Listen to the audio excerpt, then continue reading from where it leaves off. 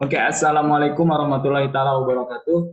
Bertemu lagi dengan Bapak. Kali ini Bapak akan membahas salah satu materi yang berkaitan dengan lanjutan ke perguruan tinggi negeri atau kiat sukses tadi lanjut ke perguruan tinggi. Oke, selanjutnya kita langsung ke pembahasan. Dan jangan lupa hari ini absen kelas, absen mata pelajaran, khususnya bimbingan dan konseling. Sebelum mengikuti seleksi masuk perguruan tinggi negeri, memang ada beberapa hal yang memang harus kita ketahui. Yang pertama, kita harus mengenal bentuk-bentuk perguruan tinggi negeri. Bentuk-bentuk perguruan tinggi lainnya. Bentuk-bentuk perguruan tinggi tersebut yaitu, yang pertama adalah universitas. Salah satu perguruan tinggi yang menyelenggarakan program akademik atau profesional yang beragam dan dikelompokkan dalam fakultas-fakultas. Setiap fakultas dibagi dalam menjadi program atau studi atau jurusan. Misalnya fakultas ekonomi, fakultas psikologi, fakultas-fakultas, dan lain sebagainya. Salah satu contoh universitas, mungkin kita sudah seringlah mendengar kata-kata universitas, yaitu UNY, UI, UGM, Undip, UNS, Unsri, Unhas, dan lain sebagainya. Itu salah satu contohnya saja. Yang kedua, universitas swasta. Ada UII, Universitas Islam Indonesia, ada UKI, ada UAD, Universitas Ahmad Dahlan, UAJY, Universitas Atmajaya Yogyakarta, UNPAD, UNIP, BINUS, dan lain sebagainya. Ini yang paling pertama kita harus lihat itu adalah di mana atau apa yang akan kita lakukan setelah lulus dari SMA. Maka setelah kita lulus nanti, maka harus mempersiapkan kampus apa yang akan atau yang cocok dengan jurusan atau dengan keinginan kita atau keluarga kita. Maka yang pertama dalam bentuk-bentuknya itu adalah ada universitas. Di situ ada universitas banyak banget. Dan yang kedua, ada institut. Institut adalah satu perguruan tinggi yang menyelenggarakan program pendidikan akademik atau profesional dalam sekelompok disiplin ilmu pengetahuan, teknologi, atau kesenian yang sejenis. Misalnya memiliki program studi peternakan, pertanian, teknik, dan lain sebagainya. Contoh institut negeri, yaitu yang pertama IPB, Institut Pertanian Bogor, IPS, Institut Teknologi 10 November, ITB, Institut Teknologi Bandung, ISI, Institut Seni Indonesia, ITERA, Institut Teknologi Sumatera. Artinya, untuk institut negeri ini berbeda dengan universitas, yaitu di mana institut ini hanya menyelenggarakan program pendidikan akademik atau profesional. Bisa dibilang di sini di satu instansi tersebut itu hanya digalakkan satu bidang profesi tertentu. Tapi untuk saat ini memang semakin luasnya ilmu pengetahuan maka semakin diperbanyak juga. Adapun institut swasta, ISTA, Institut Sains dan Teknologi Al-Kamal, ISTN, Institut Sains dan Teknologi Nasional, Instiper, Institut Pertanian, Stiper Yogyakarta, dan lain sebagainya. Sebenarnya institut itu banyak juga ya. Jadi jangan hanya terpaku kepada yang ada di layar atau yang ada di gambar. Oke, jadi intinya yang tadi yang pertama kita membahas tentang masalah universitas, kita harus tahu dulu bentuknya. Universitas itu tergolong menjadi fakultas, tergolong menjadi fakultas-fakultas, tergolong menjadi program studi yang berbeda-beda, dan program studi itu termasuk dalam fakultas-fakultas tertentu. Jadi berbeda ya antara universitas dengan institut. Selanjutnya kita melihat sekolah tinggi. Nah, yang ketiga itu adalah sekolah tinggi. Perguruan tinggi yang menyelenggarakan program pendidikan akademik dan profesional dalam lingkup satu disiplin ilmu tertentu. Misalnya sekolah tinggi seni rupa, memiliki jurusan seni lukis, seni patung, sekolah tinggi ilmu ekonomi, dan lain sebagainya. Contoh sekolah tinggi negeri, misalkan ada STT Bandung, STTN, STAN, sekolah tinggi swasta, STIEYKPN, STTNAS, STIKES, dan lain sebagainya. Selanjutnya ada akademi. Adalah perguruan tinggi yang menyelenggarakan program pendidikan profesional dalam satu cabang atau sebagian cabang ilmu pengetahuan. teknologi atau kesenian tertentu, lebih menekankan pada keterampilan praktek kerja dan kemampuan untuk mandiri. Di sini akademi itu sebenarnya banyak ya. Salah satunya kita ambil yang negeri, yaitu AAU, Akademi Angkatan Udara, AL, Akademi Angkatan Laut, dan lain sebagainya. Selanjutnya adalah akademi swasta, ABA, YIPK, YKPN, AMIK, dan lain sebagainya. Dan yang terakhir adalah politeknik. Serupa dengan akademi, menyelenggarakan program pendidikan profesional dalam sejumlah bidang pengetahuan khusus. Bedanya dibandingkan dengan akademi, politeknik memberikan porsi lebih besar pada praktek. Contohnya, Politeknik Negeri Jakarta, Politeknik Manufaktur Bandung, Politeknik Negeri Bandung, Politeknik Negeri Semarang, Sriwijaya, Lampung, Padang, dan lain sebagainya. Sedangkan politeknik swasta itu adalah contohnya Politeknik API, Politeknik LPP, dan lain sebagainya. Intinya, dari 5 bentuk perguruan tinggi tersebut itu adalah salah satu bayangan atau salah satu kampus yang akan teman-teman semuanya tuju. Nah, di Indonesia ini banyak sekali universitas maupun negeri ataupun swasta. Begitupun institut, baik itu negeri ataupun swasta, sekolah tinggi, akademi, politeknik, dan lain sebagainya. Jadi, peluang untuk masuk perguruan tinggi, baik itu negeri atau swasta, itu sangat terbuka lebar. Memang bedanya kalau misalkan perguruan tinggi negeri di sini ada batasannya dan ada jalur-jalur tertentu. Tapi kalau seandainya jalur swasta, itu setiap kampus atau setiap perguruan tinggi memiliki ketentuan atau jalur masuk tersendiri. Selanjutnya, struktur pendidikan tinggi negeri atau swasta. Struktur pendidikan tinggi di Indonesia terdiri dari 2 jalur pendidikan, yaitu pendidikan akademi dan pendidikan profesional. Di sini teman-teman harus memperhatikan ya. Jadi struktur pendidikan di Indonesia itu ada 2 jalur pendidikan. Pendidikan akademi adalah pendidikan tinggi yang diarahkan terutama untuk penguasaan ilmu pengetahuan dan pengembangan. Lebih mengutamakan peningkatan mutu serta memperluas wawasan ilmu pengetahuan. Pendidikan akademi diselenggarakan oleh sekolah tinggi, institut, dan universitas, serta diselenggarakan oleh program sarjana S1 strata 1 atau program pasca sarjana. Program pasca sarjana ini meliputi program magister dan program doktor S2 dan S3. Artinya, kalau misalkan kalian memilih program S1, S2, dan S3 atau pendidikan akademi, sudah pasti jika dilihat dari praktek, dia lebih mengutamakan pemahaman. Tapi kalau misalkan pendidikan profesi itu lebih mengedepankan praktek.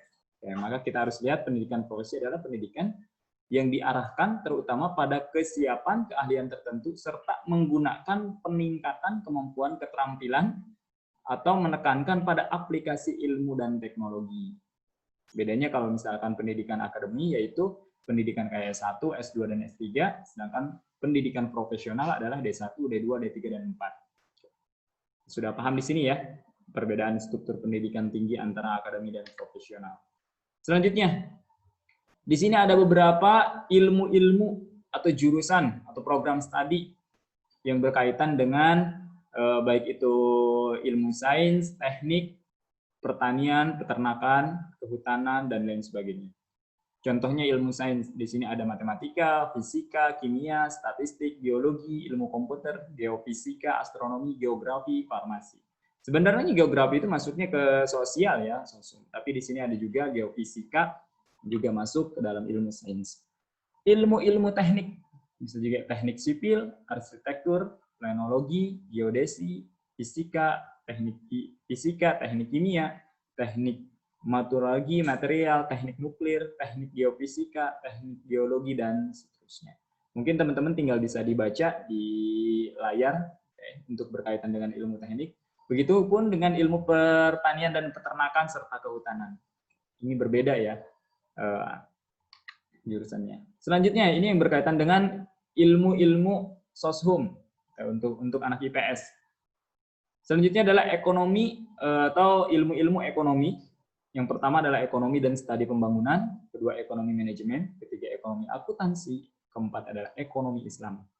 Selanjutnya ilmu seni dan desain, ada seni rupa murni, desain interior, desain komunikasi visual, desain produk, karya seni tekstil, digital animation, serta ilmu kesejahteraan sosial adalah rehabilitasi sosial, pengembangan sosial masyarakat.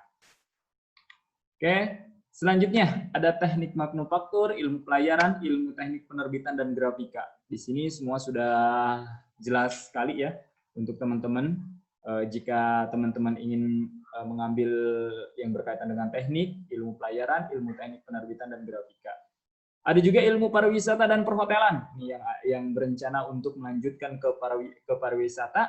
Di sini ada administrasi hotel, manajemen divisi kamar, manajemen tata hidang, manajemen tata boga, manajemen patisserie, dan ilmu administrasi publik. Ada manajemen SDM, manajemen kearsipan, administrasi kepegawaian, administrasi logistik, manajemen perkantoran.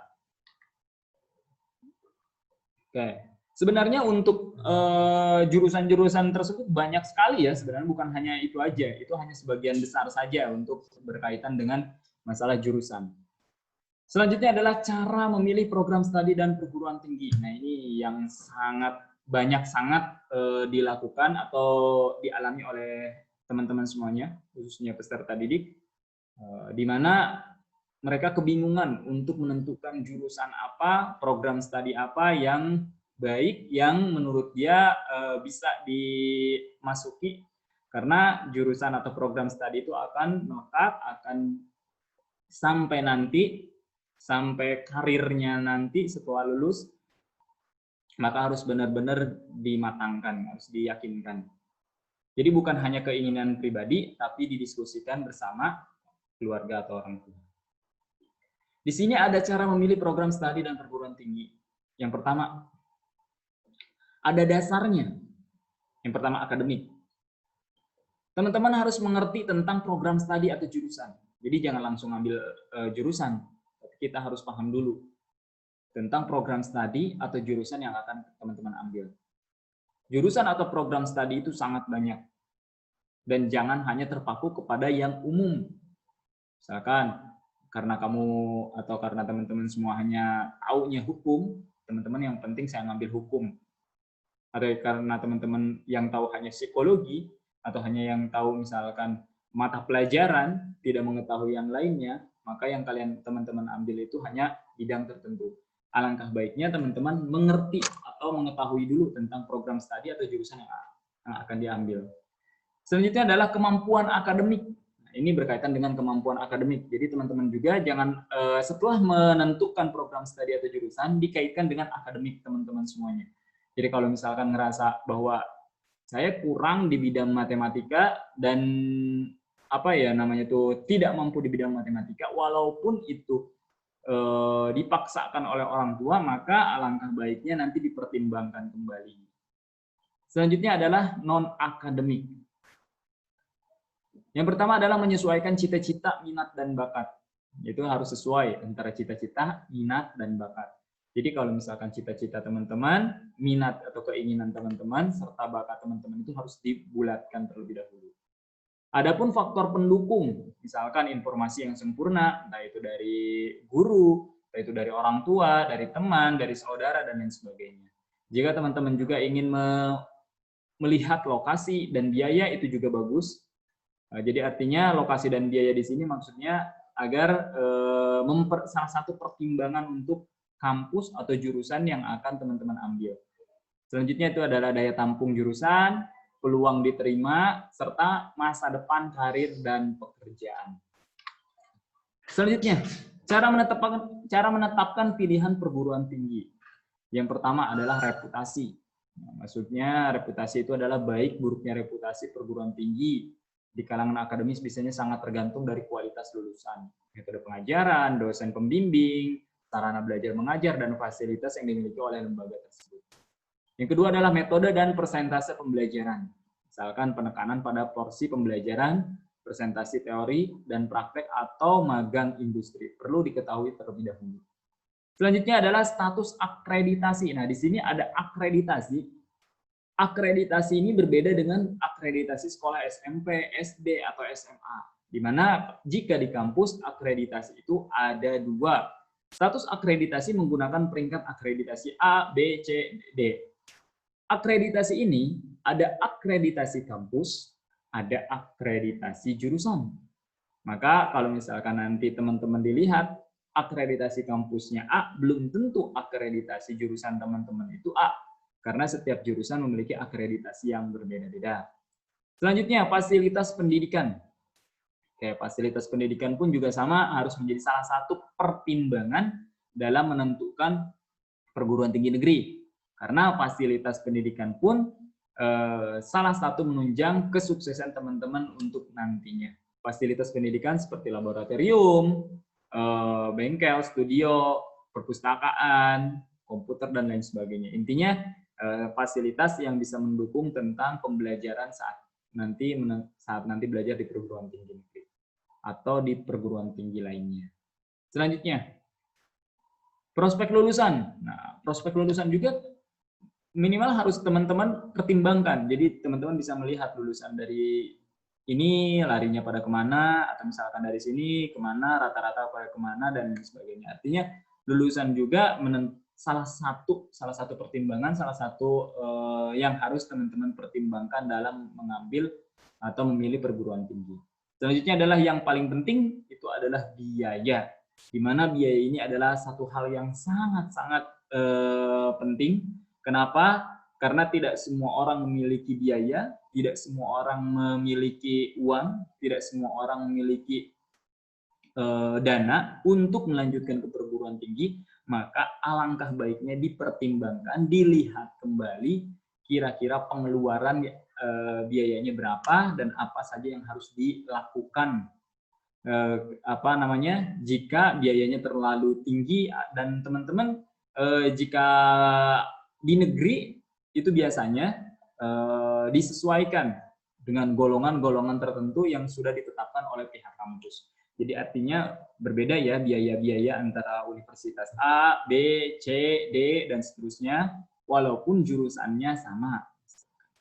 Ya, jadi itu untuk biaya bisa dilihat di web perguruan tinggi masing-masing atau di perguruan tinggi yang teman-teman ingin tuju. Atau bisa juga ditanyakan kepada kakak-kakak lulusan, karena untuk biaya sendiri itu sangat berbeda-beda. Ya.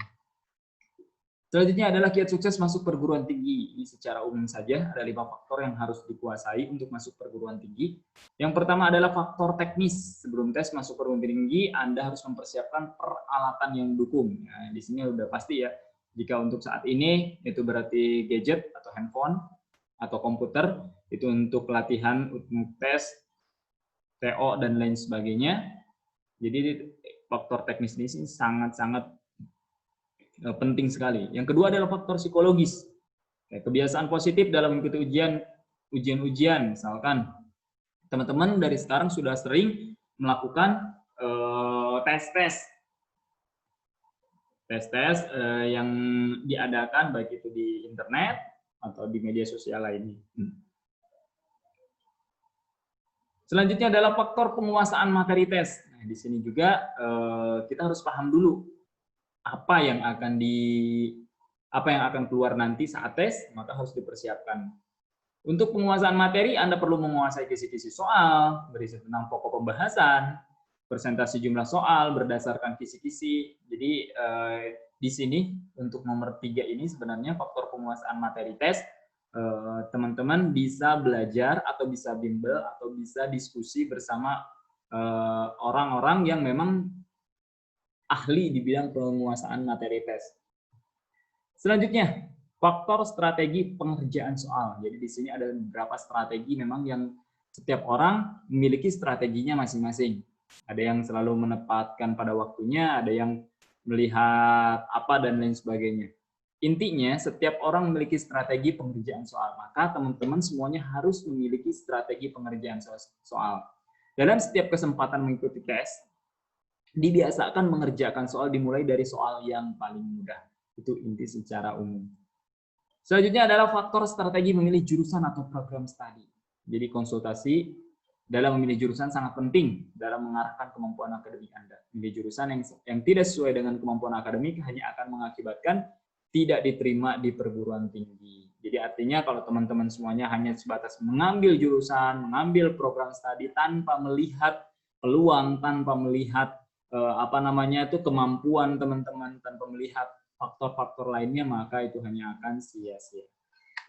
Selanjutnya, tips cara masuk perguruan tinggi favorit. Oke, ini hanya sebatas cara umumnya saja ya. Karena tidak semua tips ini 100% masuk. Ini secara umumnya aja. Yang pertama itu adalah tentukan pilihan. Langkah pertama adalah menentukan tujuan. Setelah lulus itu mau kemana. Jadi teman-teman semua harus menentukan dari sekarang jurusannya apa, studi lanjutnya di mana, perguruan tingginya apa. Yang kedua itu adalah ukur kemampuan diri. Oke, di sini ini sangat penting sekali ya, ukur kemampuan diri. Jika teman-teman merasa bahwa saya tidak pintar-pintar amat, tidak bodoh-bodoh amat, maka teman-teman juga belajar untuk mengukur kemampuan diri. Tuh. Cuman atau namun kalau misalkan di sini teman-teman, saya yakin saya ingin misalkan masuk perguruan tinggi yang sangat-sangat diinginkan, artinya teman-teman juga harus sangat untuk belajar mengerjakan soal-soal, tes, dan lain sebagainya. Jadi belajar untuk mengukur kemampuan diri, sejauh mana teman-teman bisa bersaing, sejauh mana teman-teman bisa mampu bersaing bersama teman-teman yang lainnya. Artinya ketika teman-teman sudah mengukur kemampuan diri, di situ letak kesuksesan teman-teman dibandingkan orang yang tidak mengukur kemampuan dirinya sendiri. Selanjutnya adalah tetapkan alternatif. Pilihan memang sudah ditentukan, namun jangan hanya puas satu pilihan. Kita tentu harus menyiapkan backup atau plan B jika pilihan pertama gagal. Ini juga sangat penting sekali. Jadi kalau misalkan teman-teman merasa bahwa jurusan yang teman-teman itu tidak masuk, tidak lolos, maka teman-teman harus mencoba alternatif lainnya. Tentunya alternatif itu sudah disetujui oleh keluarga, sudah didiskusikan dengan guru, sudah didiskusikan dengan dengan hati teman-teman semuanya. Ketika diterima, maka teman-teman harus diambil. Jadi sayang kalau seandainya sudah diterima, capek-capek tapi tidak diambil. Oke, selanjutnya adalah cari informasi. Jauh-jauh hari sebelum masuk ke dunia kampus, cobalah untuk mencari informasi sebanyak mungkin. Di zaman modern ini tentu tidak sulit untuk mencari informasi karena sangat banyak sekali informasi, baik itu di media sosial ataupun di langsung baik itu dari guru, baik itu dari orang tua, baik itu dari saudara, dan lain sebagainya. Selanjutnya adalah perbanyak ilmu. Perbanyaklah ilmu pengetahuan, terutama seputar jurusan yang akan dipilih. Dan jaga kondisi tubuh, karena kondisi tubuh juga sangat penting untuk fisik maupun mental untuk nanti ketika saat tes. Selanjutnya adalah jalur masuk kuliah. Di sini secara umum, untuk masuk perguruan tinggi itu ada 3. Yang pertama SNMPTN, ini untuk kampus ya, untuk universitas. SBMPTN, mandiri. Ini secara umumnya saja. SNMPTN berarti di sini jalurnya jalur rapot, SBMPTN di sini jalur tertulis, dan mandiri ini itu dikembalikan lagi kepada kampus atau perguruan tinggi masing-masing. Di mana ada yang menggunakan rapot, ada yang menggunakan tes, ada yang mencampurkan antara hasil SBMPTN atau UTBK dengan tes, ada juga yang bermacam-macam. Intinya dikembalikan. Dan kuotanya pun berbeda-beda antara SNMPTN, SBMPTN, serta mandiri. Oke, terima kasih teman-teman semuanya telah mengikuti sampai akhir. Mohon maaf sekali lagi jika banyak perkataan yang salah, karena ini sangat-sangat dadakan, membuat PPT ini juga sangat dadakan. Mudah-mudahan ambil hikmahnya, ambil intinya, ambil manfaatnya saja. Dan jangan lupa jika teman-teman merasa bahwa butuh bimbingan, butuh konseling, butuh apa, bisa langsung menghubungi guru BK. Dan bukan hanya guru BK saja, teman-teman bisa berdiskusi dengan wali kelas, berdiskusi dengan saudara, berdiskusi dengan keluarga terutama, agar bisa masuk perguruan tinggi terfavorit atau perguruan tinggi yang teman-teman inginkan, serta jurusan yang teman-teman inginkan. Mungkin hanya itu saja yang ingin Bapak sampaikan. Mohon maaf sekali lagi jika banyak-banyak salah kata, karena memang ini dadakan. Bapak tutup. Assalamualaikum warahmatullahi taala wabarakatuh.